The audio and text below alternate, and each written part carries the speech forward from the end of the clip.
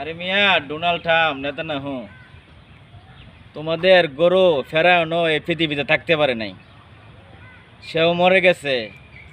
বুঝতে পারছো? তোমরা যে এত হেডামি দেখাইতেছো, সাধারণ মানুষরে যুদ্ধ করে সবগুলারে মারতেছো।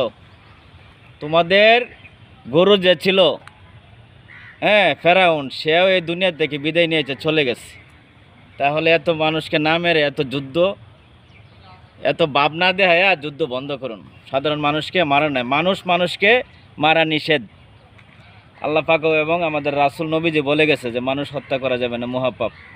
আরে খ্রিস্টানরা তো আল্লাহরে বিশ্বাসই করে না, তারা তারা তো খ্রিস্টান, ইহুদিরা জীবনেও মুসলমানকে বিশ্বাস করতে চায় না। তারা মনে করে তাদের ওই যে কেডা আসবে, দার্জাল বিলি তাদের খুদা। দার্জাল খুদা হয় কেমন? দার্জালটা কে সৃষ্টি করছে? দার্জালকে কে সৃষ্টি করছে? কয়দিন আগে একটা লোক আমার লগে তক্র লাগছে, লালমাটিয়া বৈশা। আমি বললাম যে হিন্দুরা সকালে ওইটা তাদের যে মন্দিরটাকে খুব শ্রদ্ধা করে, দেখলাম যে তারা এই প্রণাম টনাম করে, তারা খুব ভালোবাসে। আমরা মুসলমান যারা মুসলমানকে ভালোবাসি না, বলে আমরা নামাজ করি না, 5 ওয়াক্ত সঠিকভাবে আমরা বিশ্বাস করি না। আমাদের যে কী অবস্থা ভাই! এই কথাটা বলার পরে সে আমারে প্রশ্ন করলো যে ভাই, আপনার আল্লাহরে কি দেখা যায়? আপনার আল্লাহকে আছে, এটা প্রমাণ দিতে পারবেন? সে আমার লোকে বিশাল তর্ক লাগলো। তাই বললাম আল্লাহ তো অবশ্যই আছে ভাই, না আল্লাহ তো আপনার নাই। পরে সে আরেকটা লোক ছিল, সে আবার এসে ধরলো যে ভাই, আপনি মনে হয় খ্রিস্টান, এই জন্য আল্লাহকে আপনি বিশ্বাস করেন। তো খ্রিস্টানরা কিন্তু জীবনেই আল্লাহরে বিশ্বাস করে নাই। ফেরাউন ছিল, ফেরাউনও আল্লাহরে বিশ্বাস করে নাই।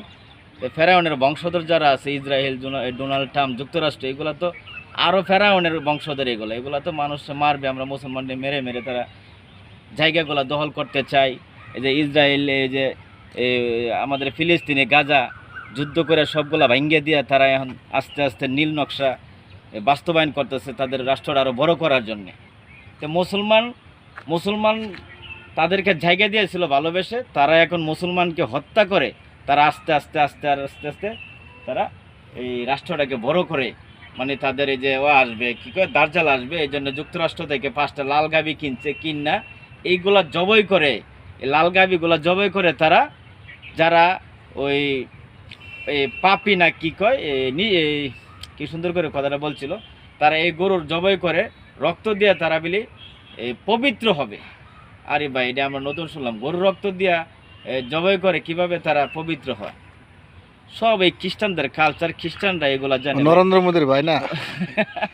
আচ্ছা, ভালো লাগলে ভিডিওটা লাইক